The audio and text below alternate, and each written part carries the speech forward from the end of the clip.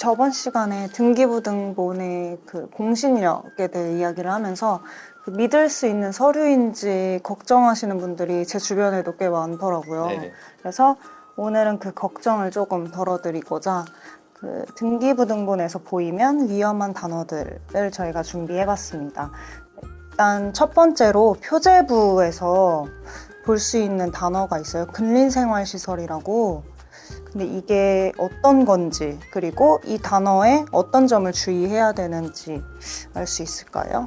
근린생활시설 같은 경우에는 주택가랑 인접해서 주민들이 생활하면서 편의를 받을 수 있는 시설, 뭐 이렇게 보시면 될 것 같고, 보통 이런 거는 원룸이나 아니면은 다세대 주택 같은데 좀 많이 있어요. 이런 것들이 그 원룸이나 아니면은 다세대 주택을 지을 때 저층부의 일부를 근린생활시설로 애초에 건축 허가를 받는 거죠. 네. 예를 사무소가 될 수도 있고 뭐 교습소가 될 수도 있고 이런 식으로 근린생활시설로 허가를 받았기 때문에 사실 주거용으로 사용하면 안 되는데, 건축 허가를 받으시고 건축을 하고 준공을 받은 이후에 이걸 불법 개조하는 거예요. 가벽으로 칸막이를 만들고 이제 원룸처럼 꾸미는 거죠. 뭐 화장실도 꾸며야 되고 취사시설도 갖다 놓고. 근데 원칙적으로는 근린생활시설에서는 취사 행위를 하면 안 되거든요. 그러니까 여기에 거주하는 것 자체가 불법이 돼버리는 거죠. 이렇게 하는 경우가 좀 많아요. 근데 계약하실 때 좀 문제점이 있는 게, 첫 번째로 이게 주거용이 아니다 보니까 전세 대출이 안 되는 경우가 꽤 있어요. 여기 나와 있는 것처럼 근생 빌라나 주거용 근생, 저희가 지금 얘기했던 것들은 주택이 아니기 때문에 전세 대출이 좀 어려운 부분이 있고, 그리고 1금융권에서는 대부분 전세 대출을 다루지 않고 2금융권에서 된다고 하더라도 이율이 좀 높은 경우가 많아요. 사실 이거는 이제 필드에서 중개사님들 영역이긴 한데, 기본적으로 저희가 주택 같은 경우에는 주택 가격에 따라서 중개보수가 퍼센테이지가 정해져 있거든요. 근생주택은 저희가 0.9% 이내로 받고 있기 때문에 실제로 내야 되는 전세금 대비해서 중개보수보다 훨씬 더 많이 내야 되는 부분이 있는 거죠. 그래서 요거를 잘 모르시면은 또 중개사가 싸바싸바하면 당하실 수도 있고, 네. 그래서 좀 주의해 주셔야 될 부분이 있는 거죠. 갑구에선 좀 유독 위험한 단어들이 많아 보이는데 네. 한번 하나씩 짚어보도록 할까요? 우선 신탁이라는 단어가 보이는데 이게 들어본 적은 있어도 정확하게 알지는 못하거든요. 이게 많이 위험한 단어인지 등기부등본에서. 갑구의 신탁은 을구의 근저당이랑 좀 비슷한 개념이라고 보시면 좋을 것 같아요. 똑같이 돈을 빌리는데 을구 같은 경우에는 내가 가진 부동산을 담보로 제공하고 돈을 빌리는 거고, 이것도 똑같이 담보로 제공은 하지만 가장 큰 차이점은 신탁사의 소유권이 넘어간다는 게 가장 큰 차이점이 될 거예요. 신탁사의 소유권을 넘겨주면은 신탁사에서는 수익증서라는 거를 원래 소유주한테 교부를 하거든요. 그걸 가지고 은행에 가서 대출을 받는 건데, 대출을 해주는 은행들이 대부분 다 우선 수익자로 설정이 되어 있어요. 그 신탁이 되어 있는 부동산과 관련해서 임대차 계약을 하실 때는 원래 가지고 있던 소유주가 아니라 현 소유주인 신탁사의 동의서를 받아야 되고, 심지어 우선 수익자의 동의까지 받아야 되는 경우가 있기 때문에 이 계약 절차가, 그러니까 임대인이랑 직접 하는 것보다는 조금 복잡할 수 있고요.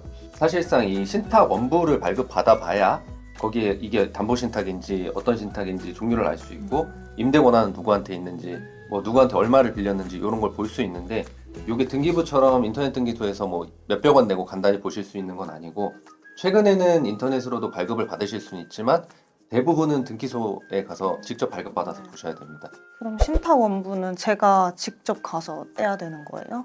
아니에요. 임대차 계약하실 때 중개사님을 통해서 하시게 되면은 중개사님께 요청하면은 바로 떼주십니다. 다 해주시는 네네. 거예요? 그거는 크게 걱정 안 하셔도 되고요. 내가 이걸 어떻게 떼야 되지? 난 이거 뗄 줄 모르는데, 이런 걱정은 안 하셔도 될 겁니다. 그리고 보시면 가등기가 적혀져 있는 등본이 있어요. 네. 이때는 어떤 점을 유의해야 되나요?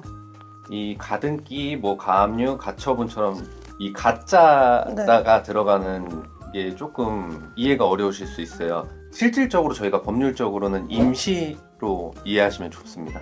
이 가등기 같은 경우에는 소송이나 이런 거에 명확한 판결이 나기 전에 임시로 해놓은 등기라고 보시면 될 거고, 예를 들어서 소유권 이전 가등기다 그러면은 소유권 이전을 신청해 놨는데 아직 확정이 되지 않았기 때문에 일시적으로 임시적으로 해놓은 등기다, 이렇게 보시면 될 거고, 소유권 이전 담보 가등기다 라는 거는 집주인이 채무관계가 있는 거고, 만약에 채무관계를 해소하지 못하면은 가등기 권리자가 담보 가등기이기 때문에 집을 가져가겠다, 이렇게 약속을 했다고 보시면 될 것 같아요.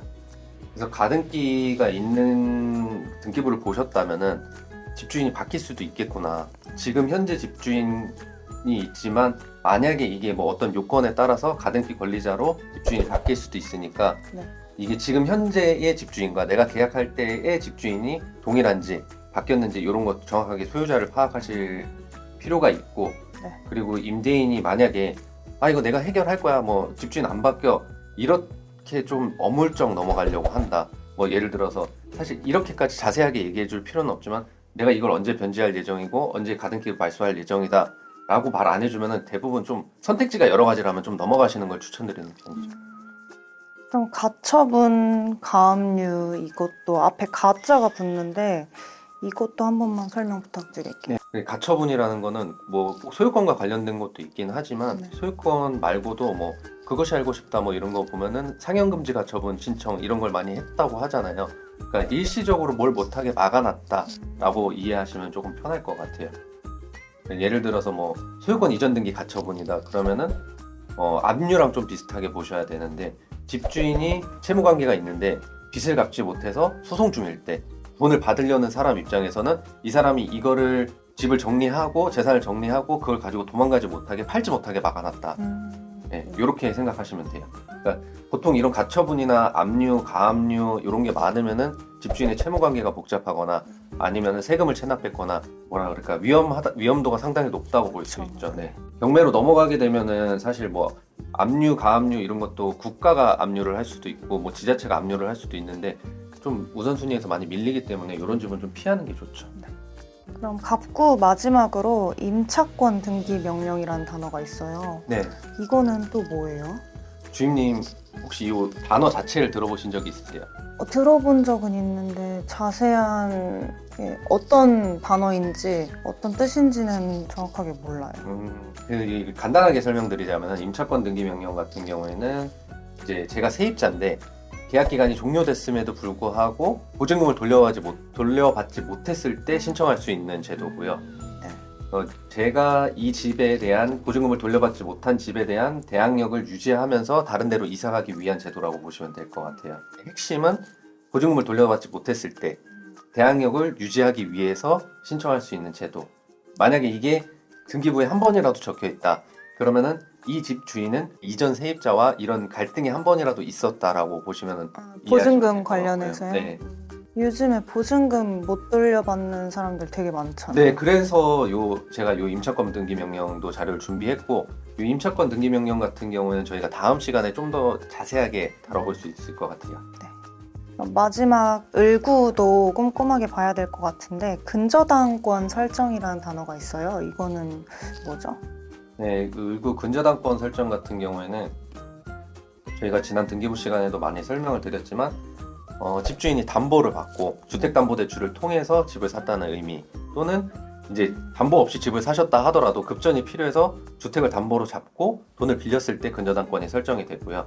제가 한번 설명해 드린 적이 있었는데 근저당권 설정 금액, 채권 최고액과 그 다음에 전세 보증금들이 등기가 됐을 경우에 전세 보증금을 합친 금액이 집 시세의 한 60-70% 정도까지는 좀 안전하다고 볼 수 있어요.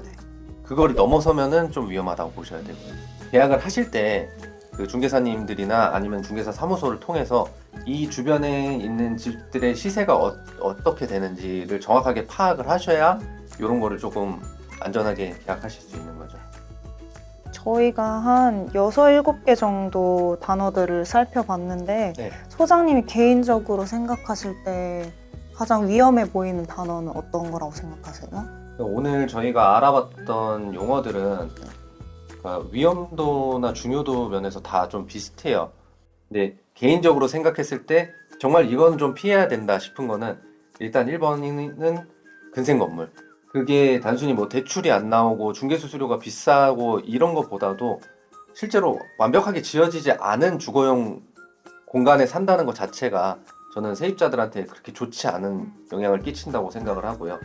그다음에 가등기 같은 경우에는 진짜 소유자만 바뀌는 것뿐만이 아니라 가등기에 의한 본등기가 됐을 때 내가 피해를 볼 수 있기 때문에 피하셨으면 좋겠다. 압류나 뭐 가압류 이런 거는 있을 수 있다고 생각해요. 개인적으로. 가처분도 그래요? 그렇고 다 위험하진 않은데 그 중에 위험한 걸 뽑자면은 가등기, 근생주택. 그리고 마지막으로 근저당권. 어, 항상 이제 시세 파악도 해야 되고 채권 최고액이 얼마인지도 파악을 해야 되고 전세나 임대차가 등기가 안 되는 경우가 많아서 항상 공인중개사 통해서나 집주인 통해서 다 확인을 받아야 되는 부분이다 보니까 저는 그렇게 세 가지 좀 꼽고 싶어요. 그런 거는 가급적이면은 보지도 마셔라. 피하는 게 좋겠네. 네. 오늘 저희가 짚어본 내용들 꼭 등기부등본 보실 때 꼭 한번 확인해 보셨으면 좋겠고 좀 피해를 조금이나마 줄일 수 있었으면 좋겠네요. 자, 그러면 저희는 다음 시간에 좀 더 유익한 내용으로 찾아뵙도록 하고요. 식사하러 가실까요? 네, 식사하러 가시죠. 네.